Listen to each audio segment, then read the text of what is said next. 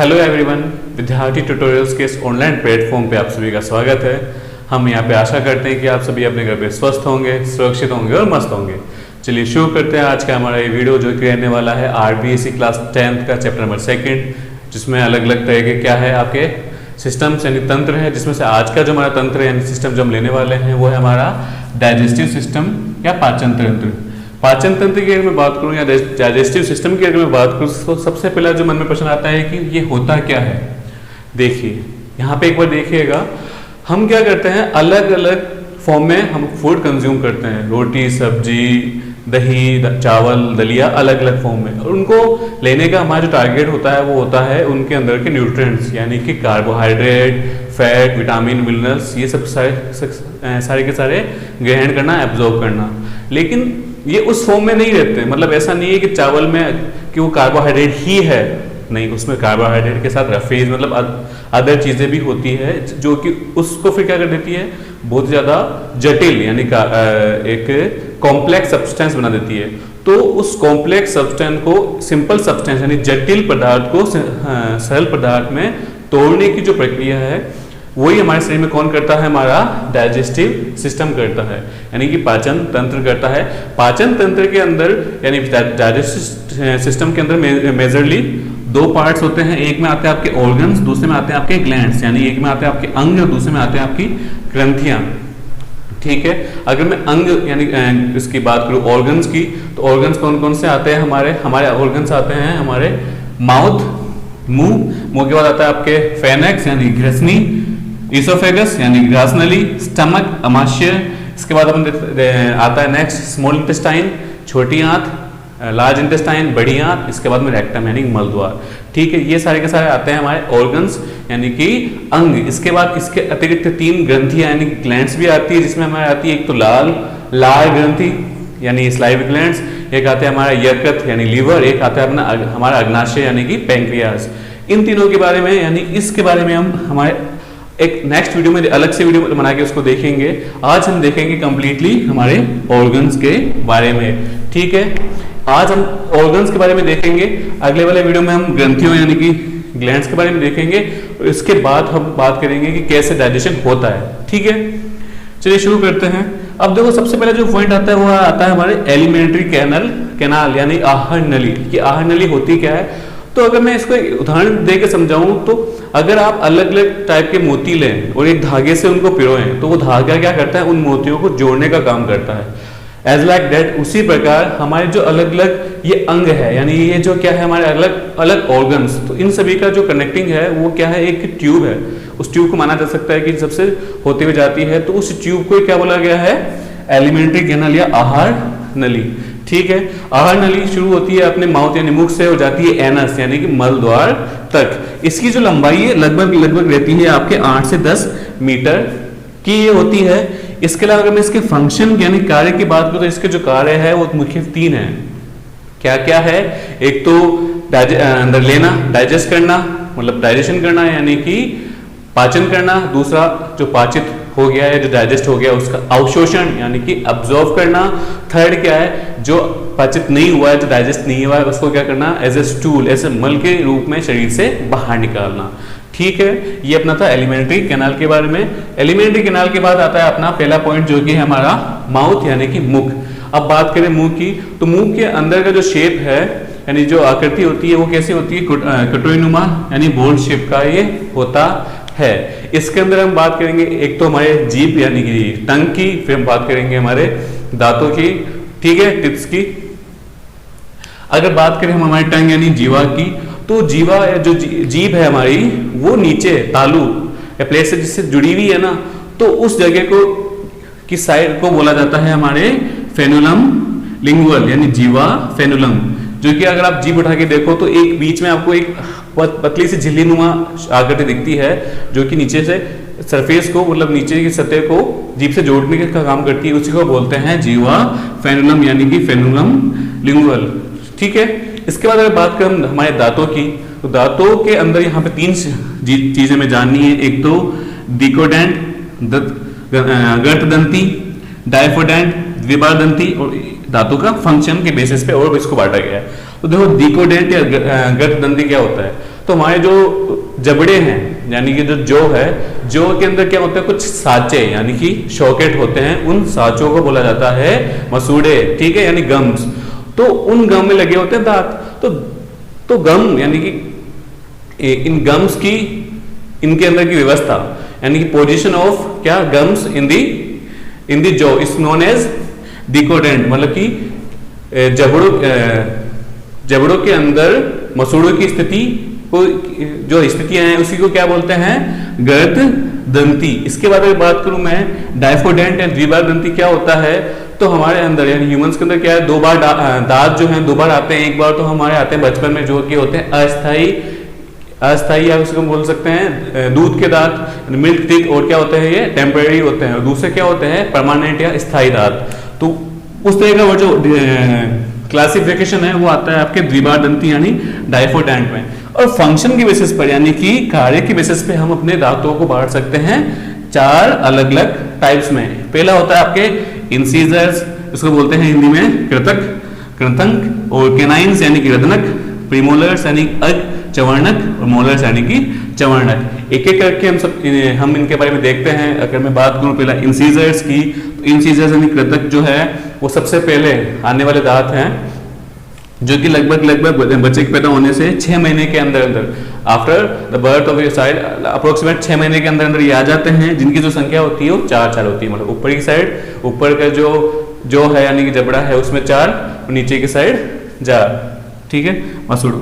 अगर बात की जाए कैनाइंस यानी रदनक की, तो रदनक जो है ये इन सीजर्स के पास वाले दांत होते हैं, जो कि 2 ऊपर की साइड रहते हैं। 2 ऊपर की साइड कैसे, एक लेफ्ट एक राइट, और एक नीचे की साइड लेफ्ट और एक नीचे की साइड राइट, कैनाइंस, जो कि आपके आते हैं 16 से 20।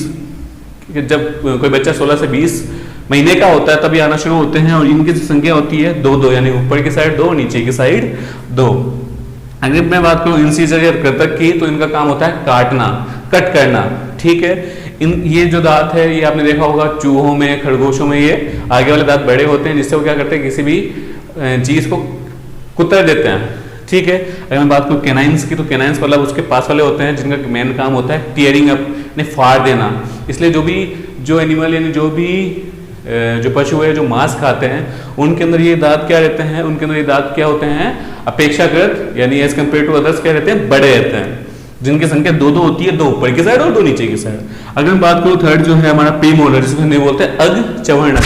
तो अग चवर्णक की बात करूं तो ये जो है लगभग 10 से 11 साल के होने तक कंप्लीटली आ जाते हैं। मतलब ऐसा नहीं है कि 10 से 11 साल में आते हैं, 10 या 11 तक होते हुए कंप्लीटली डेवलप्ड हो जाते हैं।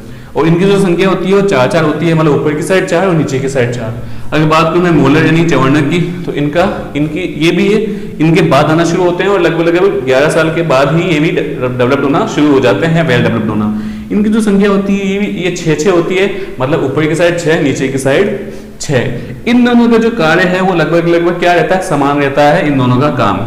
इन दोनों का काम क्या होता है, फूड यानी कि जो भोजन है उसको चबाने का। अब देखिए अगर बात करूं तो ये कुछ 4 2 4 6 और 4 2 4 6 इस फॉर्म में आ गए।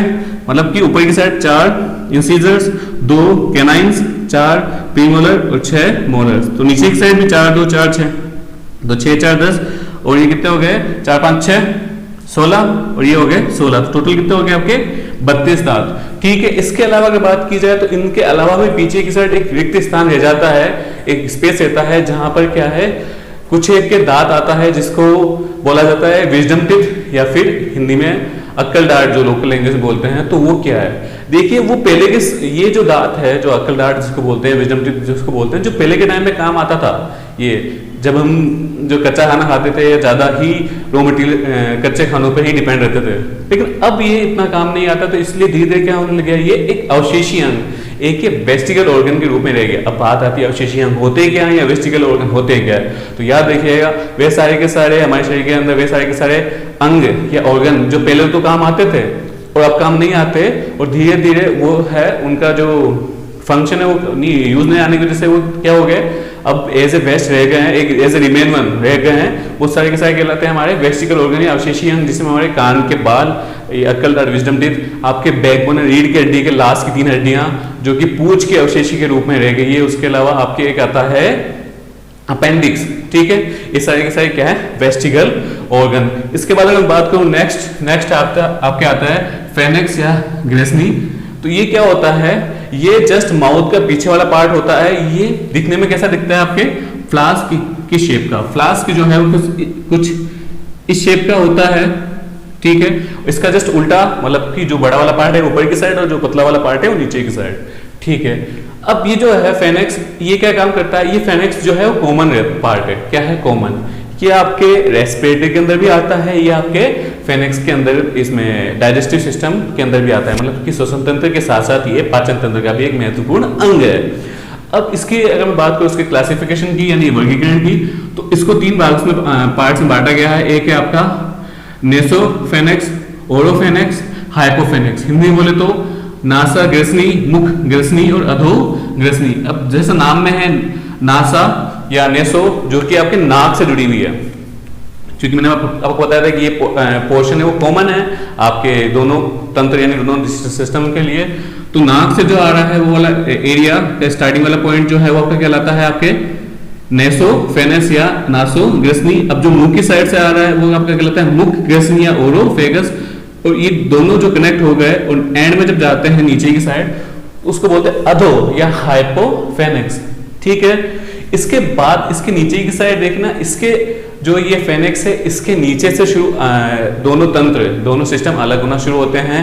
एक तो आपके हो जाता है श्वसन तंत्र या आपके हो जाता है रेस्पिरेटरी सिस्टम, दूसरा होता है आपके ये डाइजेस्टिव या पाचन तंत्र।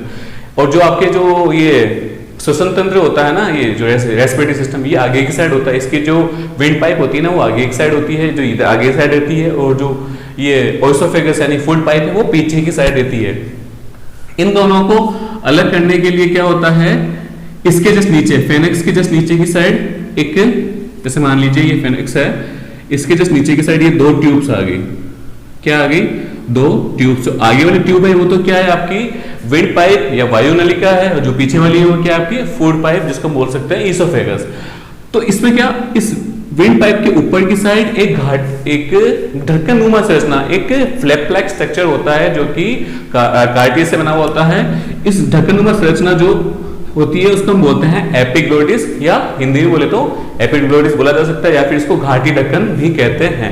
इसका क्या काम होता है, जैसे आप खाना खाते हो ये फट से क्या हो जाता है, बंद। इससे क्या आपका जो खाना है या पानी है वो आपके लंग्स में या रेस्पिरेटरी सिस्टम या श्वसन तंत्र में नहीं जा पाते, वो जाते हैं आपके सीधा पेट के अंदर, ठीक है। इसका आपने अनुभव भी क्या होगा कि यदि आप भाग के दौड़ के आ रहे हो कहीं और आपको सांस फूल रही है, उस समय आप पानी पी लो तो पानी जो है वापस आपके बाहर की चला जाता है। उस समय ऐसा क्यों होता है, क्योंकि उस समय आपकी जो शरीर को है वो ज्यादा किसकी जरूरत होती है, आपको शरीर को ज्यादा जरूरत होती है ऑक्सीजन की।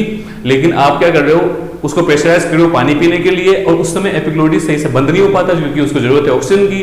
और एपिग्लोटिस नहीं सही से बंद होने पर वहां पे पानी चल जाता है और फिर अंदर से फुल प्रेशराइज होके, प्रेशर के साथ, फुल दबाव के साथ आपकी जो हवा है बाहर निकलती, ताकि अंदर जो पानी गलती से अगर चला गया तो वो बाहर की साइड आ जाए। क्योंकि अगर लंग्स के अंदर पानी चल जाए तो इससे आपकी डेथ भी हो सकती है।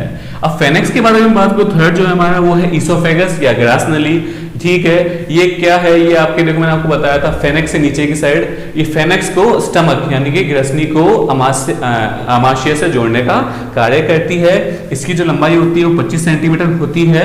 और ये कहां से, ये जो आपके रिबकेज होती है ना, इसको बोलते हैं पसलियों का जो तंत्र होता है, उसके मध्य से होते हुए नीचे डायफ्राम के मध्य के बीच में एक होल होता है, वहां से निकलती है ये। और इसकी जो इसके अंदर क्या होता है, इसके अंदर म्यूकस ग्लैंड होती है, श्लेष्मा झिल्ली। अब ये म्यूकस जो है, म्यूकस ग्लैंड से म्यूकस निकलता है, श्लेष्मा झिल्ली से श्लेष्मा निकलती है। श्लेष्मा या म्यूकस वही है जो आपके नाक में से बहता है। सर्दियों के टाइम पे जो आपके नाक में से जो लिक्विड निकलता है उसको ही बोला जाता है श्लेष्मा या म्यूकस। और इसका कार्य क्या होता है, इसका कार्य है कि जो फूड है वो इजीली क्या हो सके, नीचे जा सके। अब नीचे कैसे जाता है, नीचे जाने की जो ईसोफेगस की जो अंदर फूड पार्टिकल के नीचे जाने की जो प्रोसेस है उसको बोला जाता है पेरिस्टलाइसिस या क्रमाकुंचन। क्रमाकुंचन क्या होता है, सपोज करो ये एक ट्यूब है, फूड पाइप है, फूड पाइप में एक फूड पार्टिकल यानी एक नालिका के अंदर एक भोजन का एक कण आपने डाल दिया, एक घास आपने डाल दिया, तो ये कैसे होता है, ये नीचे वाला पार्ट जो है वो फैलने लग जाता है और ऊपर वाला जो भाग है वो थोड़ा सिकुड़ने लग जाता है, जिससे जो फूड पार्टिकल है, जो भोजन का जो कण है, वो भाग है, वो जो घास है, वो धीरे धीरे नीचे की साइड स्लाइड या फिसलने लगता है। इस तरह का जो गति है इसको क्या बोला जाता है, पेरिस्टाल्सिस या क्रमानुकुंचन, जो कि आपके लिए 1 नंबर के लिए इंपॉर्टेंट हो सकता है, तो इसको याद रखिएगा। आखिरकार यहाँ तक आते आते खाना आखिरकार कहाँ आ जाता है, वो आ जाता है आपके स्टमक यानी कि अमाशय के अंदर। अब जो अमाशय है उसके अंदर देखिए खाना जो ये अमाशय यानी स्टमक जो होता है वो जे शेप की आकृति का होता है। इसके अंदर जो है 1 से लेकर 3 लीटर तक खाना स्टोर आप कर सकते हो, ठीक है, लेकिन स्टोर करना नहीं चाहिए।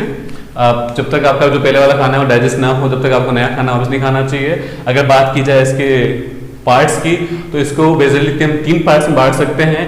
पहला है आपका कार्डिक, दूसरा है आपका फंडस, तीसरा है आपका फ्लोरस, यानी पहला है आपका जठरागम, फंडिस और जठर निर्गम, ठीक है। इसको आप देखिए, अगर स्टमक जो है अमाशय का जो पहला पार्ट है वो आपका पहला जो सबसे बड़ा वाला पार्ट होता है। अगर मैं यहाँ पे एक डायग्राम बना के बताऊं तो पहला की साइड जो पार्ट है ये कहलाता है आपके कार्डिक या जठरागम, ठीक है।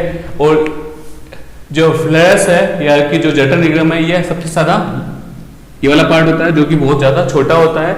और इन दोनों पार्ट्स इन दोनों भागों के मध्य का भाग होता है फंडस या फंडिस। इसके अंदर डाइजेस्टिव जूस बनता है, सब कुछ बनता है। वो अपन अलग से एक वीडियो के अंदर देखेंगे, जिसके अंदर अपन देखेंगे कि जीभ के अंदर से भी सबसे पहले याद रखना जो खाना है उसके पचने की जो शुरुआत है मुंह के अंदर से हो जाती है। जब मुंह के अंदर उसके अंदर थूक या जो सलाइवा मिलता है उसके अंदर एक तरह का हार्मोन होता है, जिसके बारे में अपन अलग से एक वीडियो के अंदर देखेंगे सारे के सारे एंजाइम के बारे में, ठीक है। इसमें अपन ओनली ऑर्गन्स के बारे में रीड कर रहे हैं, ठीक है। जठरागम हो गया सबसे फर्स्ट पार्ट, ये हो गया इसका लास्ट पार्ट, ये दोनों के बीच का फंडिस हो गया, ठीक है। अगर बात करो इसके अंदर ये क्या होता है, स्पिंटर्स या अवरोधनी क्या होती है, तो देखिए ये ऊपर की साइड जुड़ा हुआ होता है किससे, स्टमक जुड़ा होता है इसोफेगस या ग्रास नली से, और स्टमक यानी कि जो अमाशय नीचे की साइड जुड़ा रहता है स्मॉल इंटेस्टाइन के ड्यूडेनम से, है ना, ठीक है। तो ये स्टमक मान लिया मैंने, जे शेप का स्टमक है, ऊपर की साइड जुड़ा हुआ है किससे, ऊपर की साइड जुड़ा हुआ है आपके इसोफेगस से, नीचे की साइड जुड़ा हुआ है आपके ड्यूडेनम यानी कि स्मॉल इंटेस्टाइन के पहले पार्ट से। तो यहाँ पे और यहाँ पे मतलब कि दोनों के शुरुआती बिंदुओं पर क्या होती है, एक तरह के मसल्स के एक ढक्कन होता है, ढक्कन बोला जा सकता है, जिसका मेन काम क्या होता है, अवरोध करना, स्पिंटर मतलब कि अलग करना। इसका मतलब है कि एक बार जब खाना यहाँ पे आ जाता है तो ऐसा नहीं है कि वापस ये ऊपर चल जाए, वापस ये ऊपर नहीं जाता, क्योंकि यहाँ पे क्या लगे होते हैं, ऊपर और नीचे की साइड क्या लगे होते हैं, अवरोधनियां या स्पिंटर्स लगे हुए होते हैं। यहाँ पे दो अलग अलग है, एक है आपका कार्डिक स्पिंटर जिसको बोला गया ग्रास नलिका।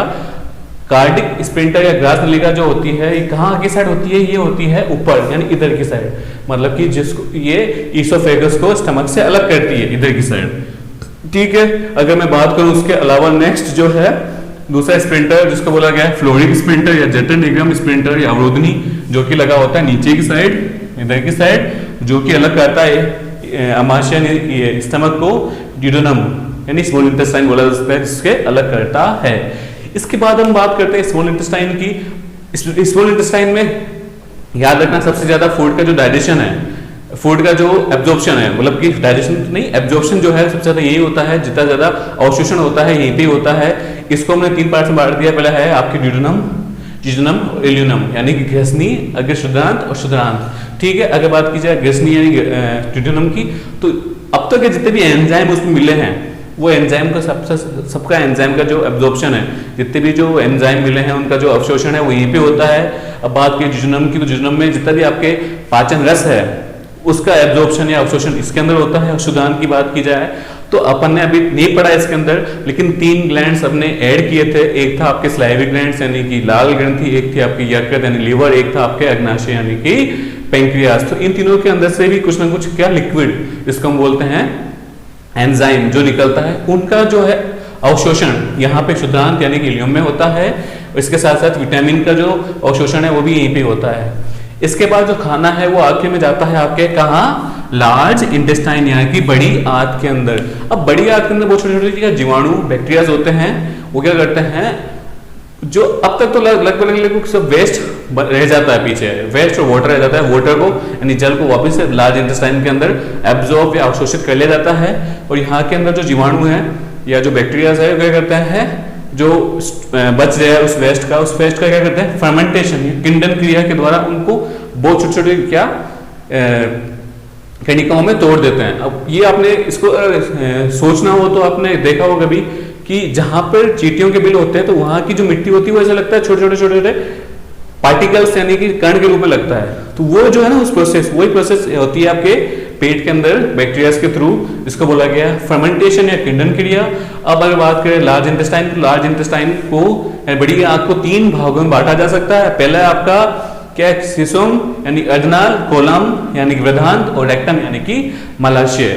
अगर बात की जाए सिसोम यानी अडनाल, तो ये सबसे छोटा पार्ट होता है, लगभग हमें यहां बताऊं इसका लार्ज इंटेस्टाइन को कुछ ऐसे बताऊं तो ये इतना सा पार्ट जो है ना स्टार्टिंग छोटा सा पार्ट ये आपका होता है सिसोनम में। और यहीं पे आपके क्या होता है, एक कृमि रूपी मतलब एक छोटी सी एक नली निकली हुई होती है जिसको अपन बोलते हैं अपेंडिक्स परिशेषिका, जो कि अब एक वेस्टिकल ऑर्गन है या अवशेषीय अंग है, जिसके बारे में अपन स्टार्टिंग में चैप्टर जब टॉपिक देखा था तब अपन ने पढ़ा था उसके बारे में, जो कि ऐसे निकली हुई रहती है। इसके बाद जो नेक्स्ट होता है वो आपके होता है कोलोन या वृद्धांत, जो यहां से लेकर यहां तक का पार्ट आपके रहता है। और वृद्धांत या कोलोन को फर्दर बांटा जा सकता है आपके 4 पार्ट्स में। इसमें पहला आता है आपके असेंडिंग कोलोन, दूसरा आपके होता है ट्रांजिस्टिव ट्रांसवर्स कोलोन, तीसरा आपके होता है डिसेंडिंग और चौथा होता है सिग्नोमेंट। हिंदी में भी सेम है, आरोही और अनुप्रस्थ अवरोही। अगर इसके बाद इसके अलावा इनकी ऊंचाइयों की बात की जाए तो जो फर्स्ट जो असेंडिंग वाला होता है इसकी जो लंबाई होती है 15 सेंटीमीटर लंबा होता है। अगर बात की जाए ट्रांजिस्टिव यानी कि जो अनुप्रस्थ है ये वाला इतना वाला, इसकी अगर लंबाई की बात की तो इसकी लंबाई जो होती है लगभग 50 सेंटीमीटर होती है। अब डिसेंडिंग यानी कि बात करूं मैं इसके अवरोधनी जो कि अवरोही कोलोन यानी कि प्रधान की, तो इसकी जो लंबाई होती है लगभग 25 सेंटीमीटर होती है। और जो एंड में बसता है इतना सा जिसको सिम्हार ऐसा कुछ कहते हैं, इसकी जो लंबाई होती है वो होती है छोटी सी, जो कि होती है लगभग 15 सेंटीमीटर। इसके बाद में होता है आपके रेक्टम मलाशय, जिसके अंदर आपके आता है एनस कैनाल आती है यानी कि मल द्वार या मल नलिका आती है, जिसके थ्रू आपके जो अपशिष्ट है, जो वेस्ट है, जो स्टूल है वो शरीर से कहां चल जाता है, शरीर से चल जाता है आपके बाहर। तो अपन ने क्या देखा, अपन ने आज डाइजेस्टिव सिस्टम के पार्ट्स का जो ऑर्गन है उस ऑर्गन को हमने कंप्लीट किया है। छोटे से लेकर बड़े पॉइंट को अपन ने कंप्लीट इसको देखा है। अगला जो है अपने उसके बाद देखेंगे ग्लैंड्स, उसके बाद अपन देखेंगे कैसे खाने के अंदर केमिकल रिएक्शंस कैसे होती है। ठीक है, उम्मीद है आपको हमारा ये वीडियो अच्छा लगा होगा। अगर आपको हमारा ये वीडियो अच्छा लगा तो हमारे वीडियो को लाइक करें, शेयर करें, सब्सक्राइब करें हमारे चैनल को, विद्यार्थी ट्यूटोरियल्स को। धन्यवाद दोस्तों।